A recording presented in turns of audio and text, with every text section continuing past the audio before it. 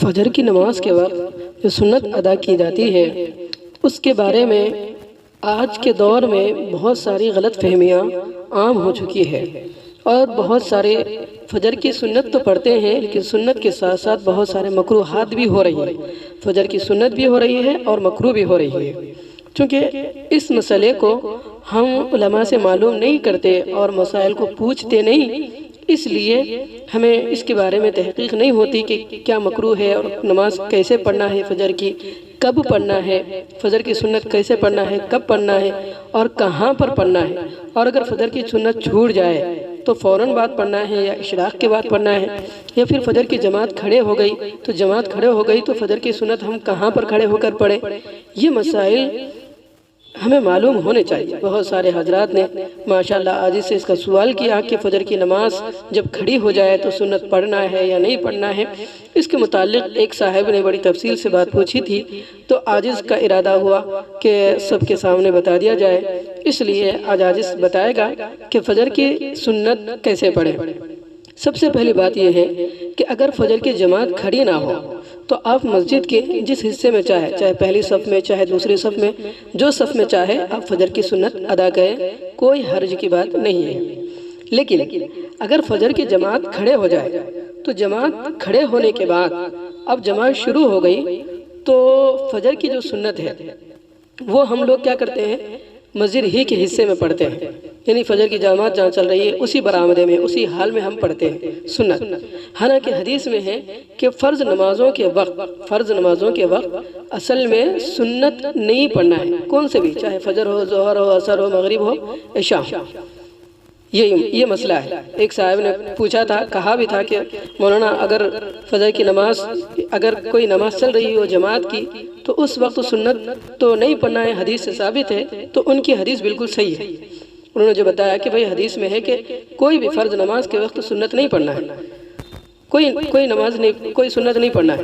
البتہ جہاں تک فجر کی سنت کی بات ہے تو یہ اصل میں احناف نے اس فجر کی سنت کو مستثنی کیا ہے۔ احناف نے فجر کی سنت کو اس حدیث سے کیا کیا ہے، مستثنی کیا ہے۔ مستثنی کیوں کیا ہے، الگ کیوں کیا ہے کہ بھئی فجر کی نماز چل رہی پھر بھی سنت پڑھنا ہے؟ اس لیے کی ہے کہ اس کی بہت ساری حدیثوں میں اس کی تاکید آئی ہے، فجر کی نماز کی سنت کی،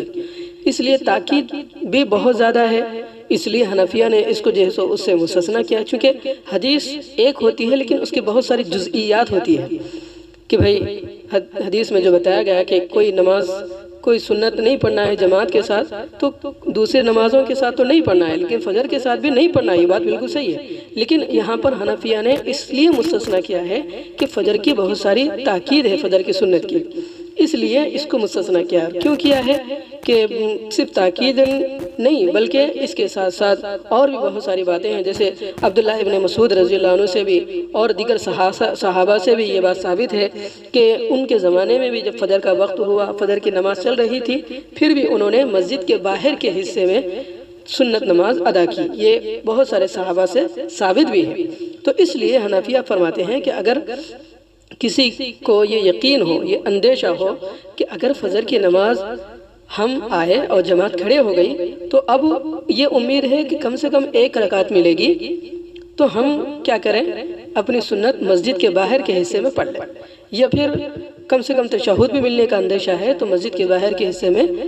ہم سنت موقدہ 2 رکعت فجر کی پڑھ لیں۔ لیکن اگر یہ امید ہے کہ بالکل نہیں مل سکتی نماز تو پھر سنت چھوڑ دیں اور فرض نماز میں شریک ہو جائے۔ اور دوسری غلط فہمی جو ہم سے یہ ہوتی ہے کہ اگر فجر کی نماز شروع ہو جائے اور مسجد کے اندر 2 حال بنے ہو، یا پھر مسجد کا اگلا حصہ برآمدہ الگ ہو اور باہر کا حصہ الگ ہو، مطلب یہ ہے کہ بیچ میں کوئی دیوار ہو یا گیٹ وغیرہ ہو یا کوئی جالی وغیرہ ہو، یا اوپر کا حصہ، سامنے کا حصہ اوپر والا ہو، پیچھے کا حصہ نیچے والا ہو، یا بیچ میں کوئی دروازہ یا پھر پلر وغیرہ یا الگ برآمدے ہوتے ہیں، تو ایسی صورت میں پیچھے کے برآمدے میں یا دوسرے حال میں ہم سنت موقدہ ادا کر سکتے ہیں۔ لیکن جس مسجد میں یا جہاں پر بھی جماعت ہو رہی ہے اسی حال میں،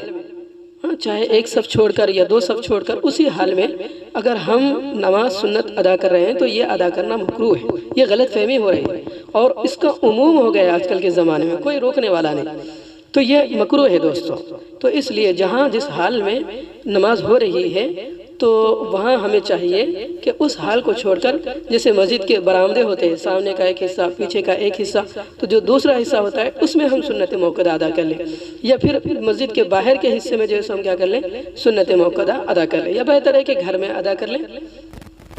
پڑھ کر آ لیں، یہ بہتر ہے، یا نہیں تو پھر مسجد کے جو باہر کا حصہ ہے اس میں ہم سنت ادا کر سکتے ہیں۔ لیکن اندر اگر پڑھیں گے تو نماز تو سنت تو ادا ہو جائے گی، لیکن یاد رکھ لیں مکروہ ہوگی، یہ نہیں کرنا چاہیے،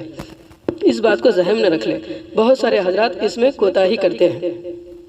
اور ایک غلط فہمی یہ ہے، بہت سارے حضرات فجر کی نماز کے بعد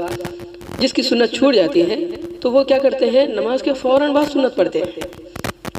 اور سنت سے محبت کا ثبوت دینا چاہتے ہیں۔ تو وہ بھی سن لیں کہ فجر کی نماز کے بعد سنت فوراً نہیں پڑھنا ہے، بلکہ اشراق کے بعد پڑھنا ہے۔ حدیث میں جو آیا ہے کہ آپ صلی اللہ علیہ وسلم نے جو فرمایا تھا، وہ حدیث بھی آپ کو ذہن میں ہوں گی کہ فجر کی نماز میں اگر فجر کی سنت نہ ملے تو اس کو بعد میں پڑھ لیں۔ بعد میں پڑھنے کا مطلب ہے کہ اشراق کے وقت پڑھیں۔ ایک صحابی کی نماز چھوٹ گئی، سنت چھوٹ گئی فجر کی نماز کے بعد، تو فجر کی نماز وہ پڑھ لیے، تو انتظار کرتے کرتے اشراق کا وقت آ گیا، اشراق کے وقت پھر انہوں نے اپنی سنت کی قضا ادا کی۔ تو اس لیے دوستو فجر کے فوراً بعد بھی سنت نہیں پڑھنا ہے، بلکہ اشراق کے بعد ہمیں پڑھنا ہے۔ اللہ سے دعا ہے کہ اللہ تعالی ہمیں صحیح مسائل کو سمجھنے کی اور صحیح مسائل کو سمجھ کر اس پر عمل کرنے کی توفیق نصیب فرمائے۔ اس امت سے گمراہی اور غلط فہمی کو اللہ دور فرمائے، اور صحیح راہ چننے کی اور صحیح راہ کا انتخاب کر کے صحیح مسائل کو جان کر اس پر عمل کرنے کی ہم سب کو توفیق نصیب فرمائے۔